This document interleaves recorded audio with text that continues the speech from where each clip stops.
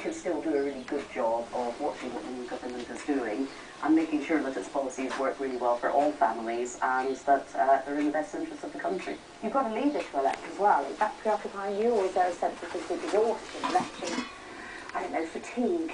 Oh no, I think the leadership election is going to be a really vibrant process for us in the Labour Party and for the country as a whole. I think it's a real chance to talk about ideas and about politics, and I think we've got some great candidates and potential candidates, a real array of talent. I think it's going to be a very positive experience for us. What's it like walking through that door when you wanted to be MP, presumably for a long time, since both of you really? Is it daunting? Is it, you know, is it what you hoped for? What's the feeling? There's a huge amount to take in. I mean, there's a huge amount of information. It's not just sort of getting all your laptop and your BlackBerry and all those sorts of things. Finding a stationery cupboard, all of that. Yes, They yes. really do your job, I guess. Well, I was very grateful that actually the outgoing MPs recycle their stationery. So in Committee Room 9, people sort of rush in there and pick up envelopes and things. But yeah, there's just so much to take in, and of course all the procedures in the House and what to call people when you're addressing them properly. So a lot to take in. When we were trying to call you both yesterday, your voicemails were full on your mobile phones. Is it a sign that the workload has already gone sky high? People do really want the help and support of their Member of Parliament, and we're certainly taking a lot of calls in my office from people who are hoping that we can do things to sort out problems that they've got or to help them with difficulties that they've got at home, and that's our job.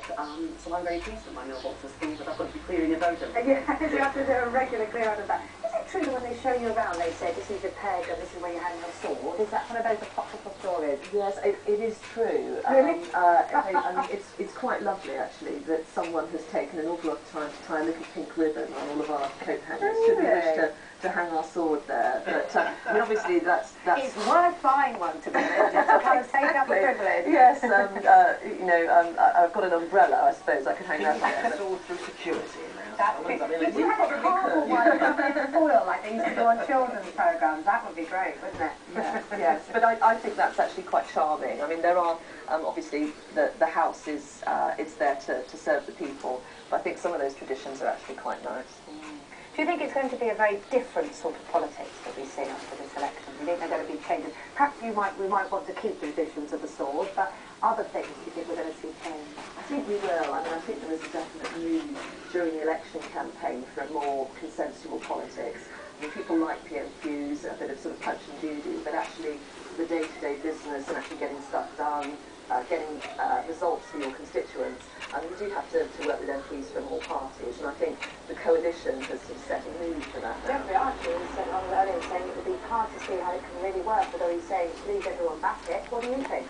Well, I think there's a great responsibility on people to make it work. We are